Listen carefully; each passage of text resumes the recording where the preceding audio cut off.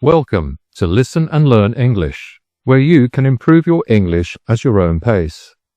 Our narrators are all native English speakers, and their words are displayed so that you can read along and practice your English vocabulary. It's a great way to learn, so sit back, relax, and let's get into the video. Treasure Island Part 3.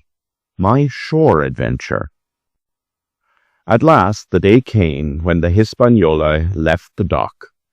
The sails were unfurled, the lines cast off, and the ship creaked as the wind filled her canvas.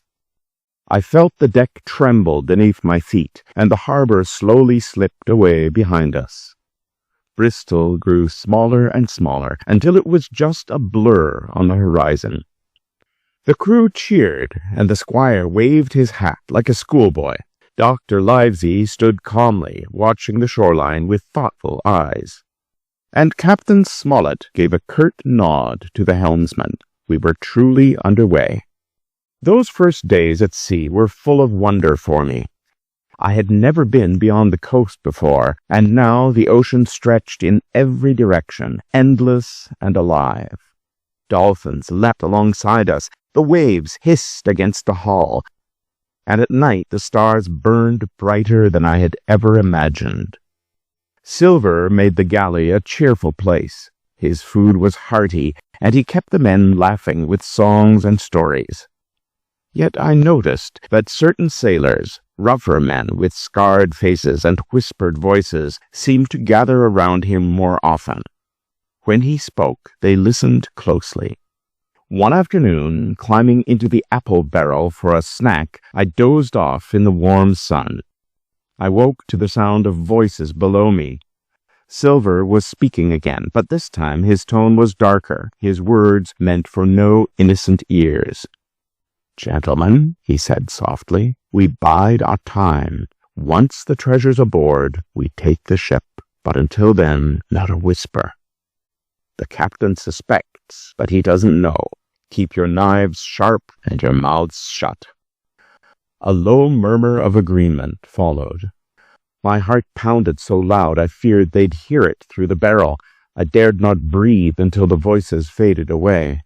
When I slipped back to the deck, pale and shaken, I knew the truth. Long John Silver was no loyal cook. He was the leader of the very pirates who had hunted Billy Bones, the old seaman who first comes to stay at Jim Hawkins' parents' inn, and half the crew were with him. And so the adventure that had begun with dreams of treasure suddenly turned into something far darker. We were sailing straight into danger, with traitors all around us, and I, Jim Hawkins, was the only one who knew. The Hispaniola dropped anchor in the bay at midday, the sea calm and the sky clear. From the deck, I saw hills covered with thick woods, sharp ridges rising inland, and white sand beaches running along the shore. The water near the beach was calm, broken only by the cries of seabirds circling above the cliffs. The crew, already restless on the long voyage, grew louder and bolder the moment land appeared. Some shouted for drink, others cursed, a few laughed like they had already won. Silver was everywhere, moving easily despite his crutch, speaking to the men in low voices, clapping shoulders, chuckling at their jokes. His wooden leg made him look clumsy, but there was nothing clumsy in the way he handled the crew. He was holding them together, shaping them into his own pack. Captain Smollett stood stiff at the rail, his face unreadable, though I could see his jaw tightening. Dr. Livesey and Squire Trelawney stayed close, watching the men with narrowed eyes. I knew, and they knew, that we were outnumbered. The crew followed Silver, not the captain. The captain allowed them to take the boats ashore for exercise, hoping to keep the peace a little longer. Silver joined the party, moving skillfully with his crutch. While no one was watching, I slipped into one of the boats and went ashore with the sailors. As soon as we landed, I left them behind and walked quickly into the forest. The woods were dense and shaded, with tall trees rising close together and undergrowth thick beneath them. The air was hot and filled with the sound of insects. I pushed deeper inland, keeping no clear direction, until I heard voices not far away. Through the trees I spotted Silver with a group of men in a small clearing. He leaned on his crutch, his tone smooth but firm. "There's treasure here, lads," he said. "Plenty for all of us, but we need to be smart. The gentlemen won't share it fair. We wait until the gold is in sight, then we strike, not before." Most of the sailors muttered agreement, but one, a scarred man with broad shoulders, stepped forward. "Too long we waited, Silver," he snapped. "I say we take the ship tonight and finish it." Silver's smile thinned. "Rush it now and we lose everything. Best keep your head." The man sneered. "Or maybe you're keeping this secret for yourself." His hand drifted to his knife. Silver moved suddenly, swinging his crutch like a club. It cracked against the man's skull, and he dropped without a sound. Silver planted the crutch in the dirt. "That's what happens to doubters. I give the orders, you follow." The others nodded quickly, fear written on their faces. I pressed myself against the tree, heart pounding, afraid they would hear me. When at last they moved off deeper into the forest, leaving the body where it lay, I turned and fled the other way, stumbling through brush and vines until the sound of their voices was lost. The forest was hot and silent, except for the insects. Sweat stung my eyes, and my legs trembled, but I didn't stop until I could no longer hear anything behind me. Then, in the stillness, I heard something new, a rustle of leaves, followed by a strange, uneven step. It wasn't the steady tramp of sailors. It sounded lighter, quicker, almost like someone running, but stopping and starting again. I crouched low, my back pressed to a tree, and waited. The sound drew nearer. Between the trunks, I caught the sight of movement. A man, but unlike any sailor I had ever seen. His clothes were rags, hanging in tatters from his shoulders. His skin was darkened by sun and weather, and his hair and beard were long, tangled, and bleached almost white. He looked half wild, more like an animal than a man. When his eyes found me, he froze. For a long moment we simply stared at each other. Then he rushed forward with surprising speed. I nearly bolted, but he dropped to his knees in front of me, clutching at my hands. His voice was cracked, rough from disuse.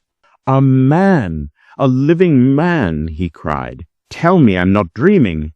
He pressed his face against my hands as though I were some holy vision. His eyes were wet with tears. "My name's Ben Gunn," he said at last, pulling back enough to look at me. "I've been here 3 years, boy. 3 years alone." He told me he had once sailed with Captain Flint himself, but had been marooned by his crew for the quarrel over treasure. Since then he had survived by hunting goats, gathering shellfish, and digging roots. His voice dropped when he spoke of the nights. Nights are the worst. The forest is black, the sounds are strange, and there's no fire for company, only my own voice to keep me from going mad. Sometimes I sing hymns, sometimes I talk to the trees. 3 years, lad, 3 years of nothing but my own shadow. I looked at him in awe. His hands were rough and scarred, his face weathered, but there was a desperate hope in his eyes. He leaned closer. "Tell me, boy, have you cheese aboard your ship? Just a bit of cheese? I've dreamed of it. Soft yellow cheese. I'd give all the goats on this island for a taste." The question was so strange that I almost laughed, but I saw he was deadly serious. I told him I was from the Hispaniola, and his expression sharpened. "Is it Flint's ship?" "No," I said. "She belongs to Captain Smollett, but Flint's treasure is what we've come for." Ben Gunn's eyes glittered. He grabbed my arm. "Treasure, I know of it. Flint buried it here years ago. I've searched, dug holes till my hands bled, never found it. But I know signs, I know places. If your people would take me off this cursed island, I'll help you. I'll stand with you against Silver and the rest." His words tumbled faster, as if afraid I might vanish before he could finish. "I'll fight for you, lad. I'll guide you. Only promise me, when the voyage is done, when the gold is loaded, you'll take me home, back to England, back to bread and cheese." His face was so earnest, so full of desperate hope, that I could not doubt him. I promised I would speak to the captain on his behalf. That seemed to calm him. He sat back, still eyeing me as though to be sure I was real. Then he stood, pointing toward a ridge in the distance. "The stockade lies that way, a strong house of logs. Flint's men built it once. It still stands, though empty. Tell your captain, he'll need it soon enough." Before I could ask more, he slipped back into the forest, moving with surprising swiftness for such a ragged figure. In moments he was gone, leaving only the sway of branches to mark his passing. I stood for a long while, hardly believing what had just happened. From Silver's secret plotting to this wild man's sudden offer of alliance, the island was full of dangers and surprises. But one thing was certain: we were not alone. We hope you enjoyed this video. Please support us by giving us a thumbs up and hit that subscribe button. We release new videos just like this one each week, so join us and listen to learn English.